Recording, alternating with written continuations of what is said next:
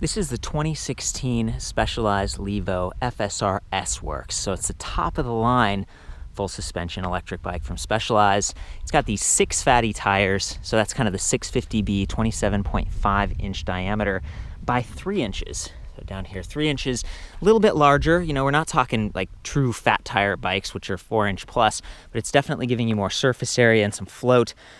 Speaking of float, this Fox Float mid suspension, and it's got this really cool Autosag feature where you pump it up and then you just press down on the little red valve, and it sort of automatically senses the right air pressure to just add comfort and align things perfectly. We've got an air fork up front, RockShox Pike. It's got lockout adjust. I also really like that this seat post is adjustable up and down, and that's what this lever is over here. So whether you're bombing a hill and you kind of drop it a little bit so you've got some clearance and you can kind of absorb those bumps, or high because you're climbing some hills, this bike can do it. And again, top of the line stuff, definitely one of the more pricey electric bikes. I'm actually not exactly sure on the final price. This is coming over from Europe and they've just dialed this in. It's 20 mile per hour top speed for the US, 250 watt mid drive from Bros, which is something I've never actually tried before. It's fairly efficient, very kind of similar to the Bosch drive units or you know, some of the other Focus, Kalkoff, these other brands that have introduced mid-drives to the United States market.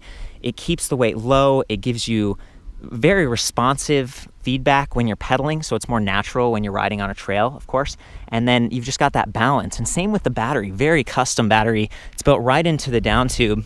It's really cool. It's almost like it's like an axle or something that kind of fits through and holds the pack right there on the down tube, so the weight distribution is perfect. Let's see, this is kind of the charging port down here. If I can open this up. Yeah, look at that. It's got the energy bus standard, kind of magnetic. You can charge it on or off the bike, which is going to help you reduce weight if you're transporting this thing around. I love that they've even managed to fit a bottle cage on this. And then there's a little kind of a tool holder here. So it's just really, it's like kind of got everything that you could want. A lot of times you compromise when you go to an electric bike. And of course there is the weight trade-off. This is about 48.5 pounds. This is the medium size. So they've kind of got like a extra small 15.5 inch, and then the small 17.5 up to 19 medium. That's what I'm riding here. That's a 48.5 pounds that I was weighing earlier, up to large 21.5 size frame, right? So, and the geometry of this, it's similar to their other bikes, but the rake is out a little bit further, and they've kind of extended the tail, the swing arm and stuff. So they're trying to balance that weight and give you a really fluid and performance ride, which Specialized is always focused on the performance side of things. And you could tell when you ride this bike, and it's been a really popular one at this event. People are taking it out nonstop, super excited. You know, it's got that kind of like finish, that quality finish, and the motor and everything, it just blends in super well. That's the first thing I noticed about it, is it doesn't stand out very much compared to some of the other electric bikes with aftermarket batteries and things. This is all just purpose built. So 200 millimeter hydraulic disc brake in the front, got guide, levers up here from SRAM, 180 in the rear. At first, I used to ask myself, like, why is there a smaller rotor in the back? And I think that gives you more control, actually, so that you aren't sliding out on that rear tire when you're using a hydraulic brake like this. But the front one, a lot of your stopping power does come from the front, and so you get a little bit more leverage there, and it's a little bit finer tuning. We've got Maxwell, so it's a threaded through axle, 15 millimeter, really stiff. It's going to keep it straight, and I'll keep your disc brake line so it's not like, you know, rubbing as you pedal through. Very cool to see that. And then these nice Specialized sort of platform with the adjustable sort of depth on the little spikes there for great traction. I like that because a lot of times when I'm riding, I'm just using my regular shoes. You know, I guess you could always upgrade and get sort of some clipless pedals or something like that and dial it in even more. 32 teeth on that front ring, and then you've got that nice chain guide that just keeps it really tucked away. It might help your pants or whatever kind of skirt around that, but you know, depending on the type of riding you're doing, you're probably got kind of some spandex or something if you're really performance oriented. Quick release on that front wheel, which is really nice, and it doesn't look like the rear wheel has it. You might have to bring a tool to deal with that, but I do love the 11-speed SRAM XX1. So XX1 is like one ring in the front and then 11 in the rear, and they're punched out, just designed to be really lightweight but give you huge range. Look at enormous on that low gear right here. So great leverage, good stuff all around. So that's kind of a quick overview on this thing. Really long handlebar, great grips. I think that's, yeah. You know, there's tons of stuff to say. I'm going to have all the specs back at the website, of course. And this is the top of the line one, but the drive systems are similar. So we talked about 250 watt mid-drive gross motor. The battery pack is 36 volts by 14 amp hours for 504 watt hours. So pretty good. You know, that should give you excellent range. One of the things I've noticed, you know, about just the control setup here is that it's so minimal. You've got your trigger shifters over here on the right. You've got your seat post control over there on the left. That's it. You know, it's like, is it an electric bike? You know, you almost can't tell until you come down here. And this is where we've got sort of the on-off button and then minus and plus. And there are 3 levels of assist. So it's like low, medium, and high.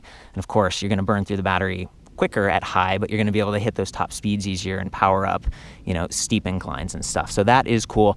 I haven't noticed, you know, I'm not sure if this one has sort of shift detection. And so when you're riding, if you're really cranking down and you're in that high level of assist, the chain, you know, can mash a little more and just tink, tink, tink. Like this is a performance machine, and, you know, you got to ride it sort of as such. So I've kind of been backing off a little bit or shifting as I would with a traditional mountain bike. When I'm climbing, you know, I kind of like ease off a little bit to shift so that I'm not banging that. That's maybe an area of opportunity. I think the Bosch system does have shift detection, and, you know, it's calculating all of these things.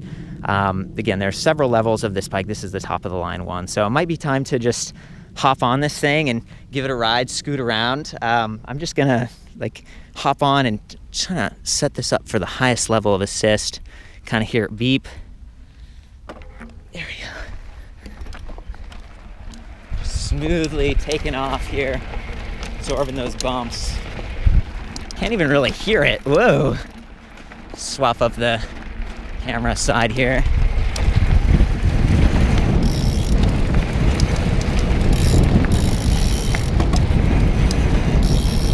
You know, the motor is definitely quieter than even just the ticking from the freewheel back there. And it's getting me going. You know, yeah, you really get going. No time. And I think we're up just about that 20 mile per hour, and then it sort of eases out. Yeah, very satisfying.